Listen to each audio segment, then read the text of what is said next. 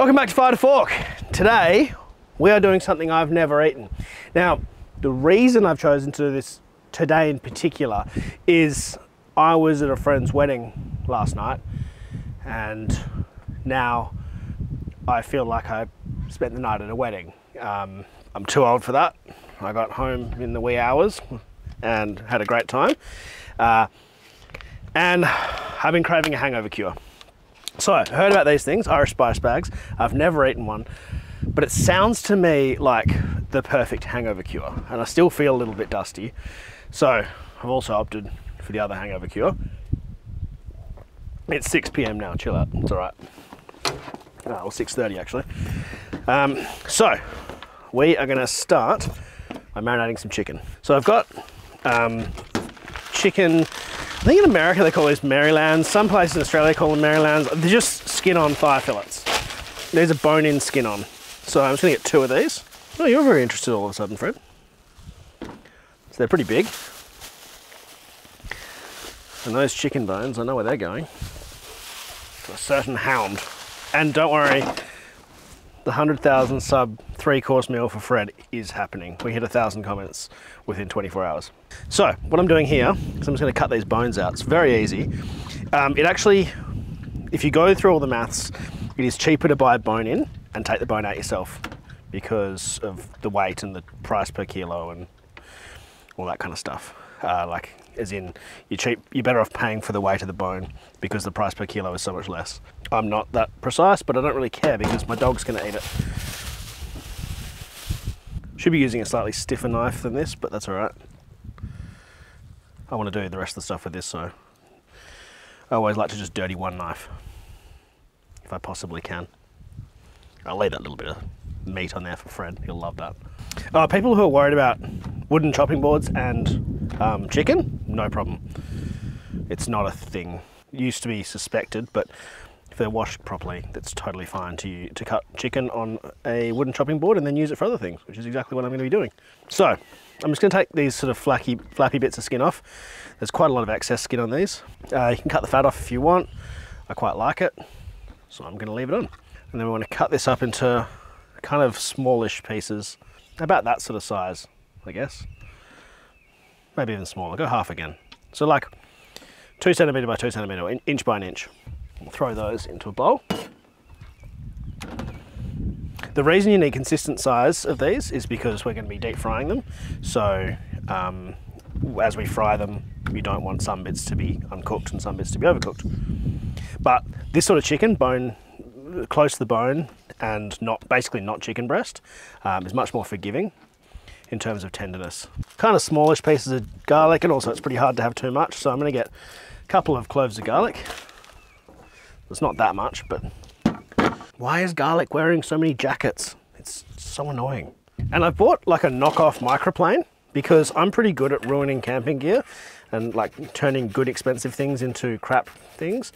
So I'm going to try it. It was like $7 as opposed to 50 odd. And I will let you know how it goes long term. But I'm also not a fan of, just buy a new one every 6 months. I'm not a fan of single use sort of thing. So I want to see something with light duties, not that mine has that light of a duty, how it lasts compared to the real deal. I do have the real deal as well. Also, if you have one of these, don't put it in the dishwasher. Blunts them so fast. All right, so a couple of cloves of garlic, about a tablespoon of soy, dash of sesame oil, toasted sesame oil. And so this meal is basically sold to drunk people in Ireland from Chinese shops, Chinese takeaways. And it sounds like totally my kind of meal. All right, we'll set that aside and get on with the other stuff. I'm gonna wash all the chickeny stuff up, don't worry. Man, I am soft. I'm cold, I'm actually quite cold. And it's like 16 degrees. A hoodie and jeans. I'm not wearing shoes as usual, but you know, still, I'm cold. And that's unusual for me. So, we're gonna start off with my making the curry sauce because I think This can go cold and go on later, because all the other, as long as all the other ingredients are hot, and I don't want to be screwing around with this later on. So we get kind of, I don't know what that is, like 50 grams of butter to start with. And we'll just start by melting that.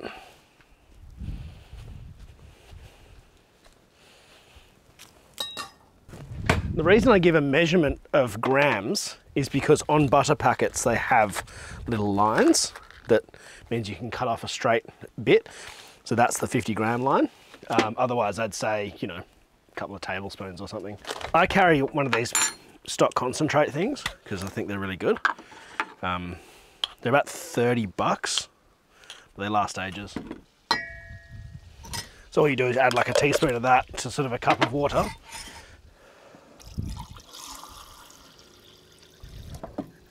And there's your stock, ready to go in. I should probably be using chicken stock, but I've got beef stock. Okay. Oh, flour too.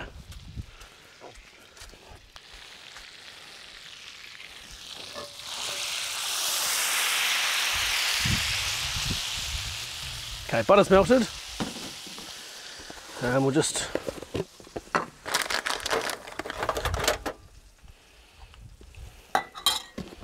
pour some of this in. So probably a tablespoon of flour, maybe 2 tablespoons. Yeah, 2 tablespoons, that sort of thing.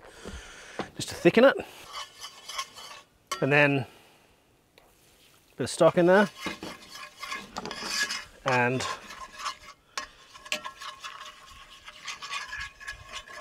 put that back in the heat.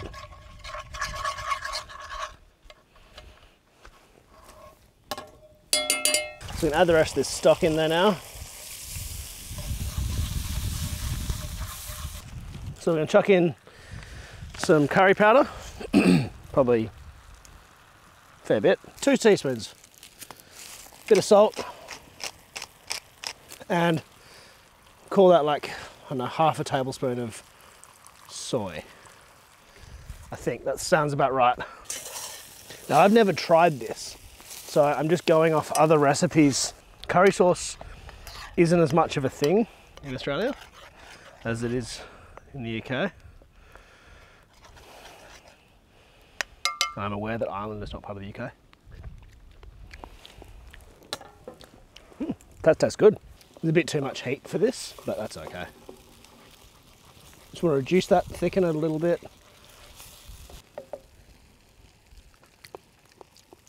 Yep. Need some chili. Oh, maybe it's not supposed to be chili.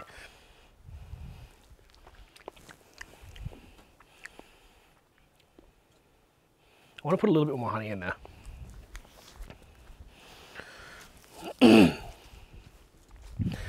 I know it's not supposed to be a sweet sauce, but I feel like it just could do it a little tiny bit more.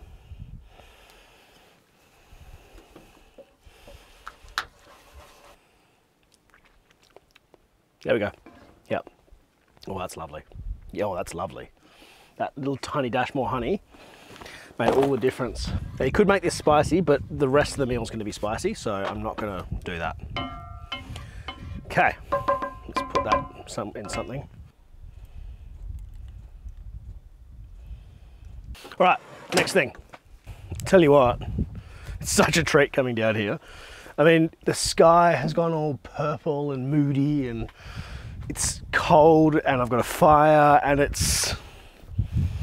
Having access to private property in the Great Southern is just awesome, because I can legally have a fire here. All right, let's get into the other stuff. So, I've got to get some stuff out of the camper first. Now, I was at a weird supermarket today.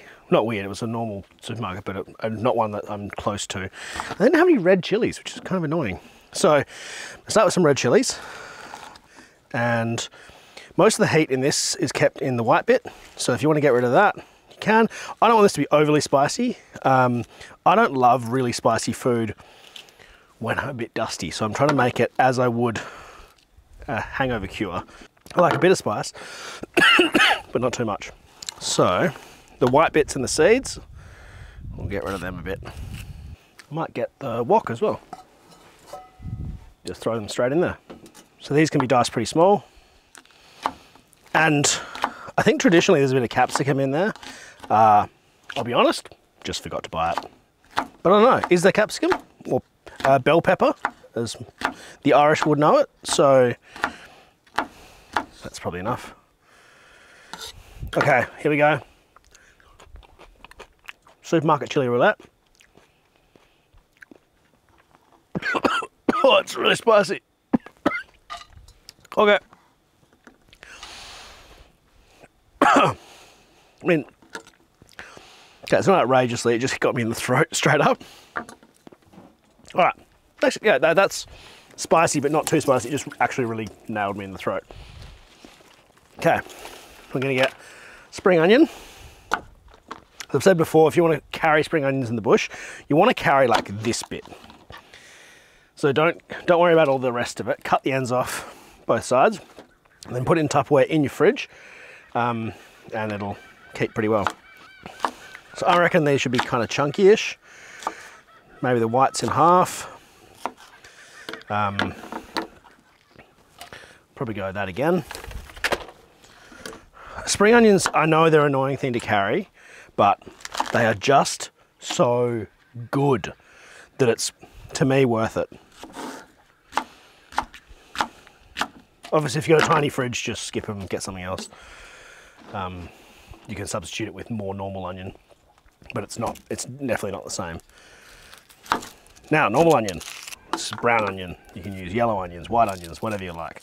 I think they would probably use a Chinese, they probably use a white onion. Good thing about white onions actually is you buy them in the supermarket, they're a touch more expensive, but they come pre-peeled. And I am a bit lazy and don't mind a little pre-peeled thing. So I like to do this chunky because I like chunky stir-fried onion. So I'm gonna break it up into sort of its individual bits. So like these sort of leaves. We're just gonna quickly fry these up. So neutral oil, this is rice bran oil. And I also carry my rice bran oil in a supermarket water bottle because I don't ever trust the containers that oil comes in, and also it means you can fill it up before each trip. So you've always got, you're not sort of taking that half a bottle of oil and then another one that's full, and just takes up less room because you can just top that up from your home supply. All right, let's go and do this. Now we're gonna want this on a pretty high heat. I'm just gonna stir fry these for about 2 minutes. Now in preparation for the next bit, I've got some extra pieces of wood. I'm just gonna chuck in there because I wanna make sure that we've got enough heat. All we wanna do here is soften all this. We're not trying to brown it. Fred, come here. You're a good boy, mate. You're a good boy. I know you're hungry, but you only eat after I eat.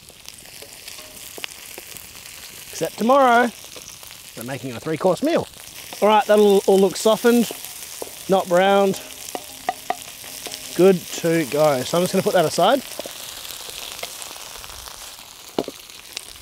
Good thing about having a dog that's well trained, he won't eat that. Now before I get into this next bit, what I want to do is just quickly put on some oil to heat up, just slowly. So I'm not going to put it on the very hottest part, I'll put it off to the side. Now I'm just going to use a flavourless cooking oil. So this is rice bran oil. You can use peanut oil, canola oil, but I like rice bran. And yes, I know there are people that hate every ingredient, particularly grain oils, but whatever. Can't please everyone. So while that's heating up, we will get to the next bit. We've got a pot. I should have done this in a pot. I should have marinated this in a pot. That was stupid. So we're gonna take our chicken. Let's chuck a bit of this in there. So I'll probably go like, this is corn flour, by the way, like 3 tablespoons, that kind of thing. That much. And then we'll grab an egg. You should always do it on a flat surface, so do as I say, not as I do. So we're just gonna mix all this up together with your hands. Yes, chicken and raw egg, and we're mixing chicken and its children. And then what I will use that bowl for, I'm just scattered today. I think it's the wedding and then driving 5 hours to a location and then not having much sleep because kids. All right, so a little bit of flour in there, and then dredge it in more corn flour. They should come out looking a bit like that. And yes, it makes a massive mess. Now you can throw all those back in there with the wet stuff, doesn't matter. That is all good to go. I'm just sort of shaking off all the excess dry flour. I'm just mixing it in with all the egg and stuff. And that's kind of what you want to end up with, is that gooey mess. Yum. Yum.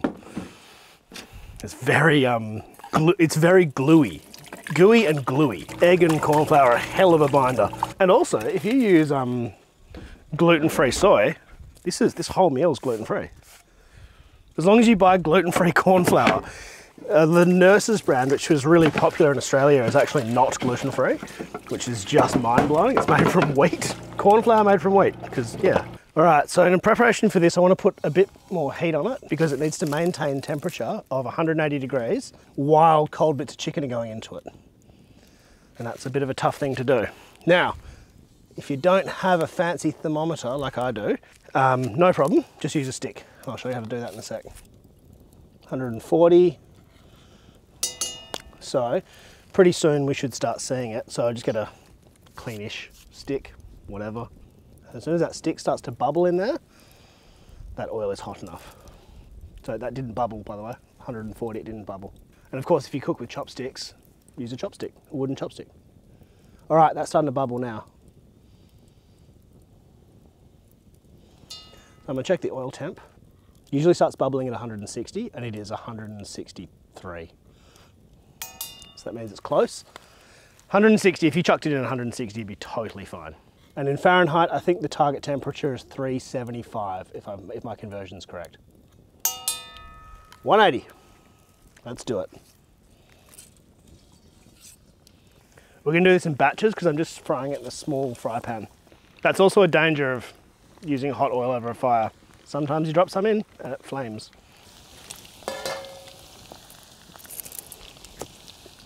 Definitely try and get yourself one of these little scooper things. You can get them from pretty much any supermarket, big supermarket or Asian shop, Asian supermarket. And they are great because they scrape all the crap out of your oil, but they also just get stuff out of deep frying containers cleanly, and it drips the oil off them nicely. Now you want to take them out before they look fully done, so you don't want them to be like dark brown or anything, because as they oxidize, they darken in color. My big question in all this is this worth the effort? And I hope it is, because it looks really good.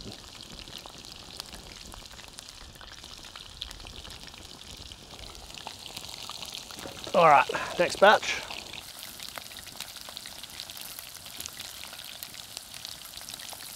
Fire's doing well. It's holding it at bang on 180. So next step is, well, it's Irish, so what do you reckon it is? Chips. Just using frozen pub style chips, thick cut, steak cut, whatever you want to call them.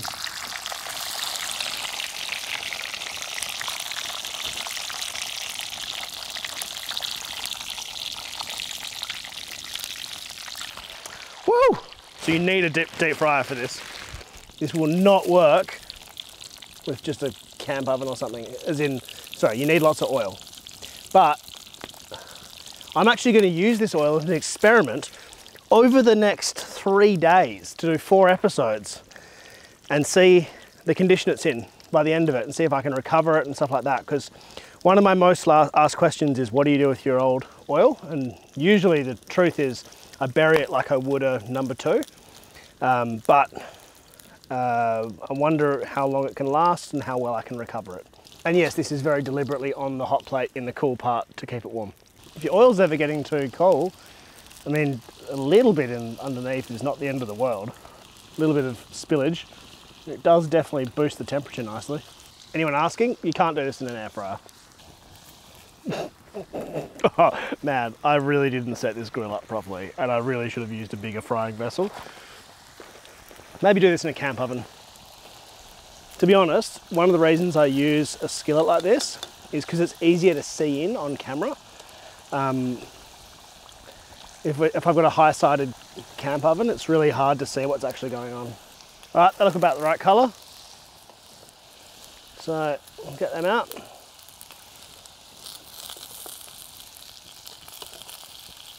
Oh, I was going to go into the wok actually.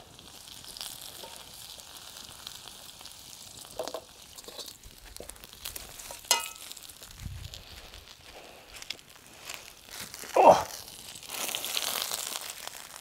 All right, next, seasoning. So, salt to start with. Definitely aim for the chips, but it all needs a bit of salt. Then Chinese 5 spice, probably want a couple of tablespoons of that. Go through a couple of teaspoons of that. Some sugar. And then I'm gonna give it a quick mix in. You don't need to do this too well because of the next step. Oh, I just dropped a chip and Fred hasn't noticed. I'm sure he will very soon. Okay, so more salt. Oh, this is gonna be good. Oh, yeah. I just had a corner of a chip and I get it. Now, I don't call it a sliced bag for nothing. So I just went to my local bottle shop. Actually, not my local bottle shop. It's one on the way down south, so it's a BWS bag. Walked in there and I bought something to drink for this meal and asked if I could have a bag. And they said yes, and they gave me about 20. This is one of the ones for 2 bottles. No idea if it's necessary or not, but that is, it's all, I think, you know, some of these things are just part of the experience. I feel like I want to experience it.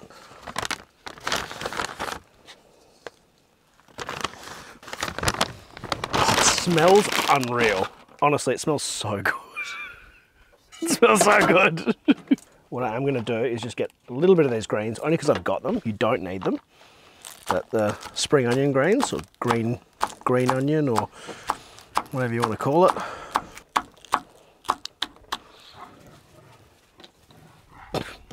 Excuse my dog, he's just attacking a stick, because he can. Okay. Look at that grease. That means I've done it right. And remember, if you're not sure about something, rub it against a piece of paper.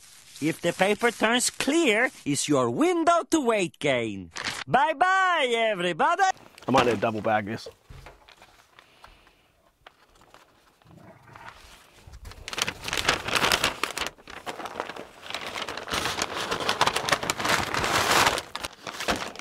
Okay.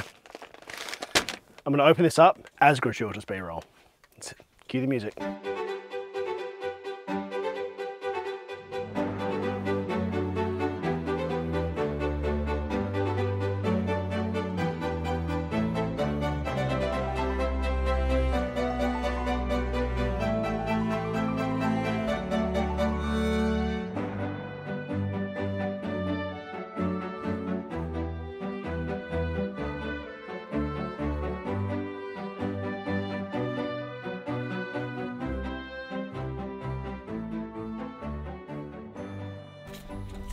This looks insane. I have to try this.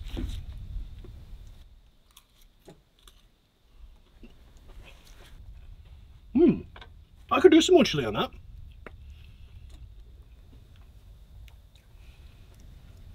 It's just chili flakes, chili powder, sorry. The flavour is unreal. Sweet, curry,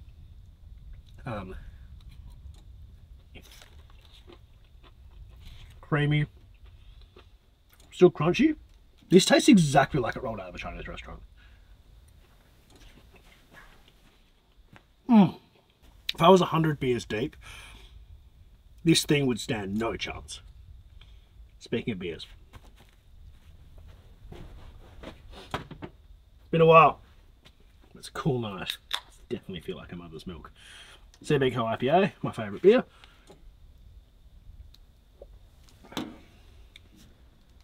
Yeah, it's one of the greatest things ever to go with a beer. Yep. Ireland. Well done. Ireland's Chinese restaurants. You've knocked it out of the park with this one. But let's see if it goes well with this. Let's try it with some of Ireland's finest. The Jameson. And I like it with a bit of soda.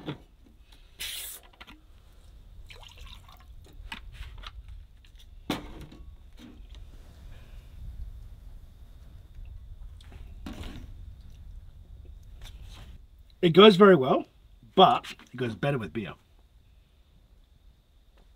So, there you go. Proper consumer advice.